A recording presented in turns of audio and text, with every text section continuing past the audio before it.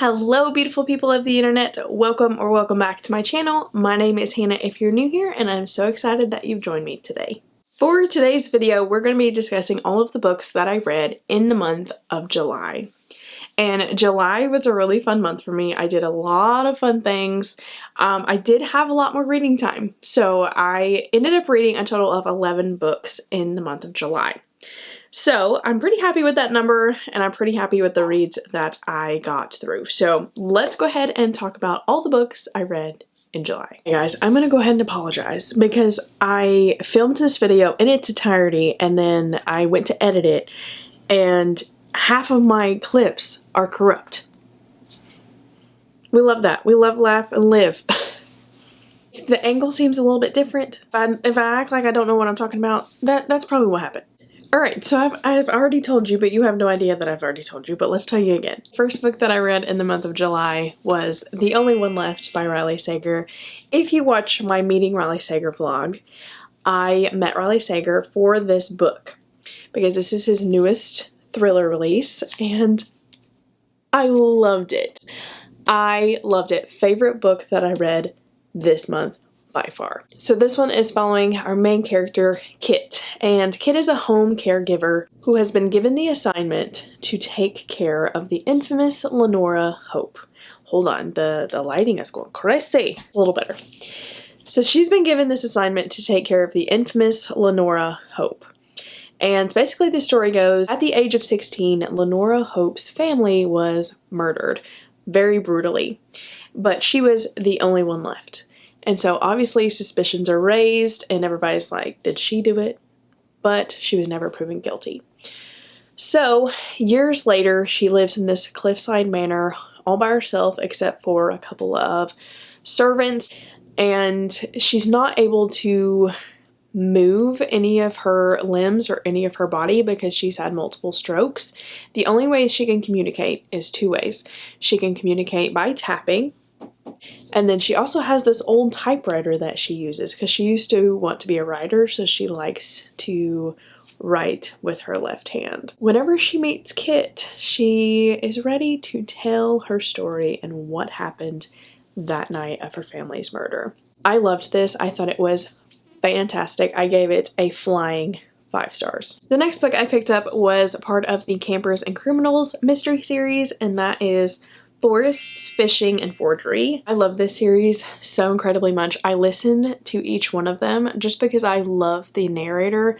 She's by far my favorite narrator that I've listened to. So if you're not aware what this series is about, basically it is following our main character, Mae West, and she was married to this guy who kind of got into some trouble financially, and it turns out that he bought an RV park and put it in her name.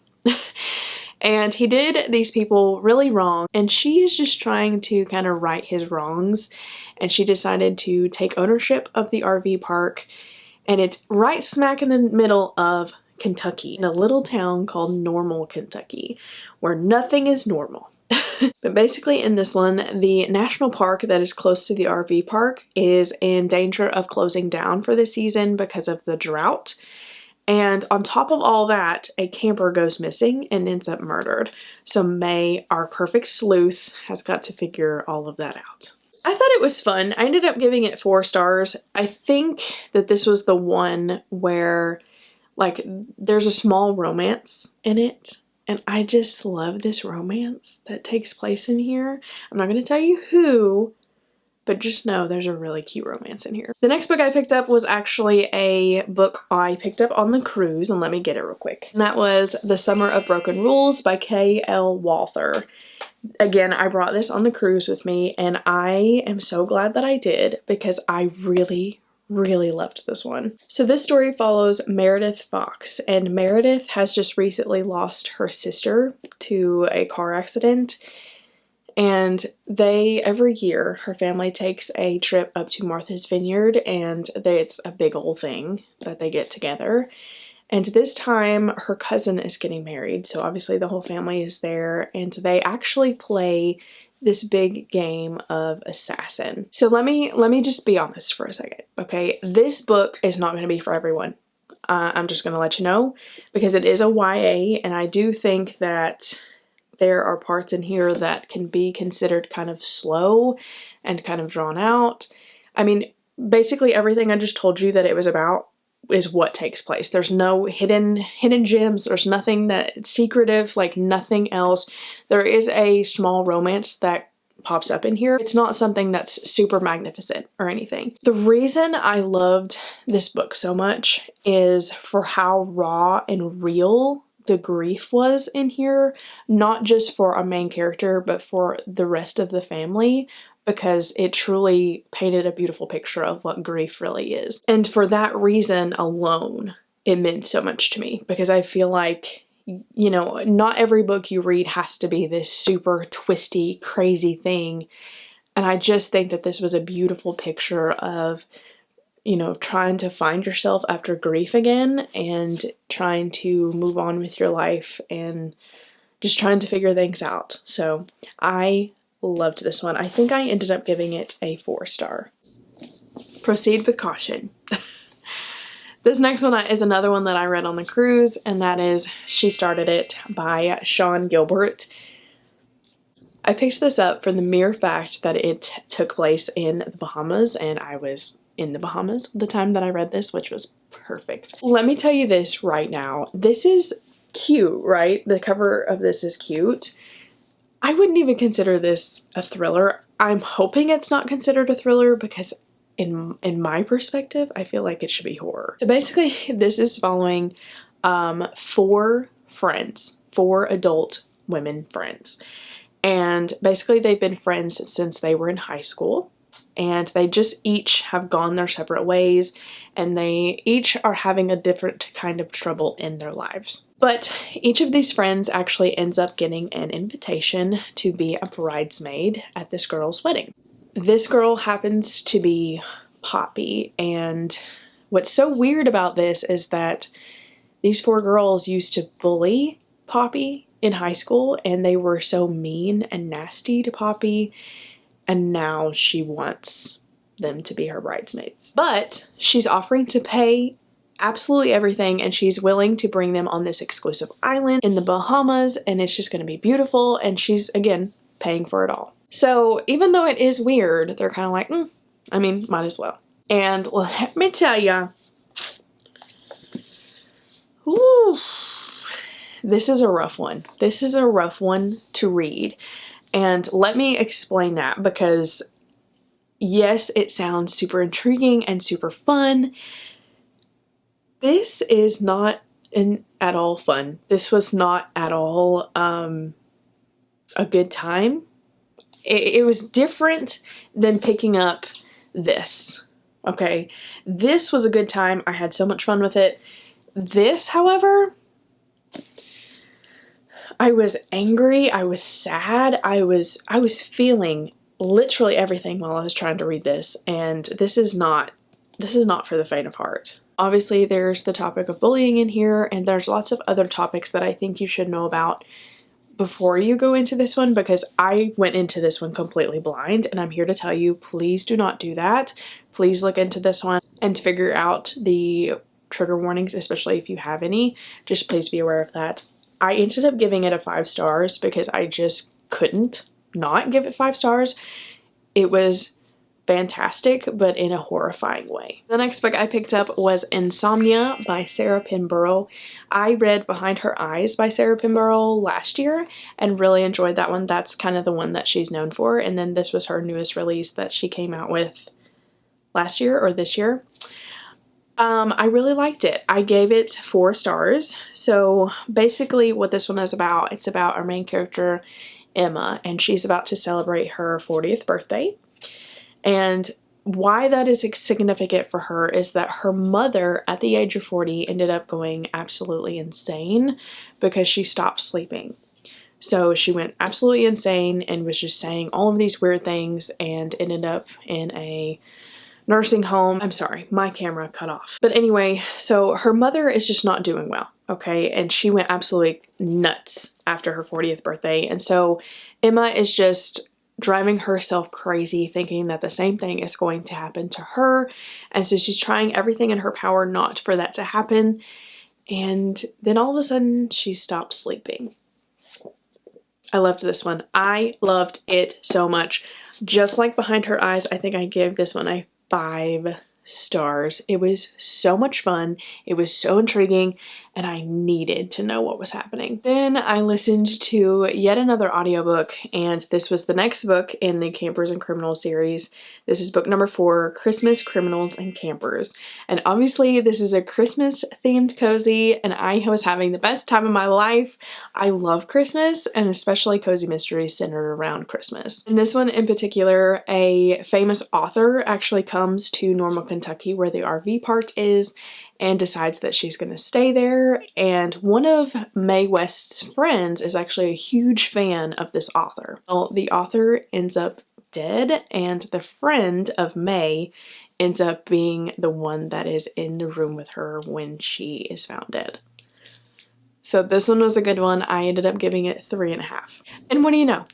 I read the next book in the Campers and Criminals series, book number 5, Motorhomes, Maps, and Murders.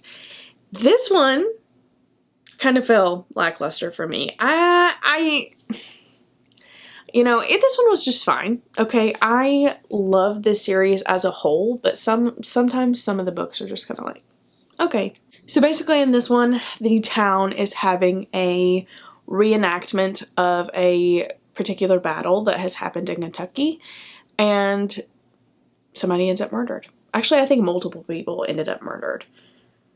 So again, this one was just okay. It wasn't, you know, anything to write home about. It wasn't my favorite of the series that I've read so far, but it was okay. The next book I picked up was actually part of my 24-hour reading challenge, and that was Done and Dusted by Lila Sage. So this one is following our main character, Clementine Ryder, and Clementine was a professional horseback rider when all of a sudden she gets into an accident, and she's kind of forced to go back home and just give up riding for good. She's kind of scared to even think about going back into it again. So when she comes back home, she meets up with her friends and her family, and all of a sudden she kind of meets up with her brother's best friend, who she remembers that she used to hate.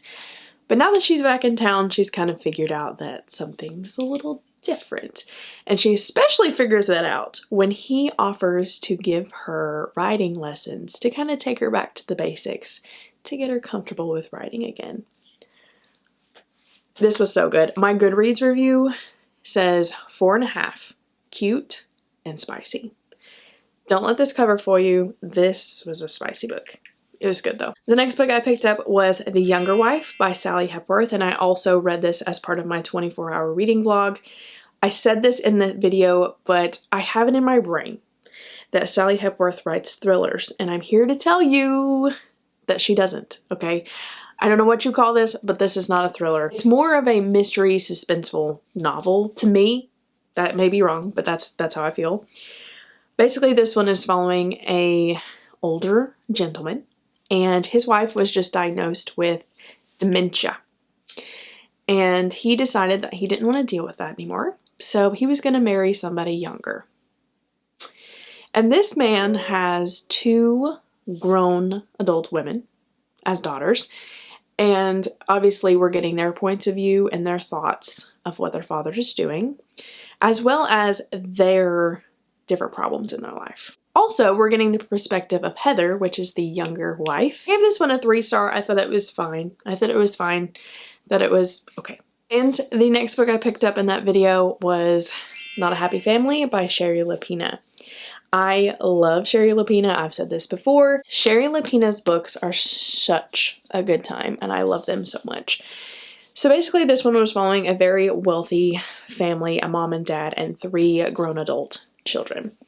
So the dad announces that he's giving away the estate. He's selling it. And all of these children are like, hey, like, we were supposed to inherit something. Like, are we still going to get our inheritance? Because you are due us a pretty big inheritance. And coincidentally, the parents end up dead. And so this whole book, we're trying to figure out who did it. Was it the housekeeper? Was it the kids? Who was it? Who did this?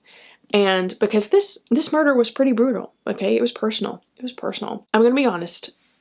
This entire book, I loved it. I was on the edge of my seat. I wanted to know what was going on. And then the very end, when you found out who it was, it just kind of laid it out there for you. And that's not something I like in my thrillers. I like for it to be like, what? Like mind-blowing. This was not mind-blowing. It was fine. But I ended up giving it 4 stars. I did dock off a star for that ending. But don't let that sway you from reading this. It was such a good one. And the last book that I read in the month of July was Excuse Me While I Ugly Cry by Joya Goffney. I did not like this one. I did not like it. Let me tell you what it's about first. This is about our main character named Quinn. And Quinn likes to write lists, okay? And she has this journal that she has all of her lists in. And those lists are ranging anywhere from super deep dark secret to just generic lists, right? And so she takes this journal around here everywhere with her. And she accidentally trades it with this guy named Carter. And so obviously she's like, Carter, can I have my journal back? Like, I need that back. Don't read it. I need it. And so they go to trade back journals, and it turns out her journal was stolen from his backpack. So then Quinn finds herself being blackmailed by the person that actually has her journal. And this blackmailer is like, you have to do this, this, and this, or I will expose your journal to the world. This was high school drama, first world problems. Why do I care? Like, what's... I didn't like this one. I didn't like it at all. I thought it read very young, but at the same time, the F word was thrown around a lot in here, and there was very adult topics in here as well, and I'm like, what are you? I don't know. I found myself literally rolling my eyes at this book, and yeah, I didn't like it. Alright my friends, if you made it this far into the video, please don't forget to like and hit the subscribe button if you haven't already. And if you made it this far into the video, again, please leave me one thing down below that has recently brought you some kind of joy that you're comfortable with sharing. My thing that has brought me joy is the fact that I got to pick up one of the cozy mysteries that I have been anticipating, and it just came out, and that is Fatal Fudge Swirl. I love this cover, and I have been dying for this book, and I finally found it. I am so excited to read it, and that is definitely something that has brought me joy recently. So please let me know down below just one thing that has happened to you recently that has brought you some kind of joy. Alright my friends, I will see you in my next video. Bye!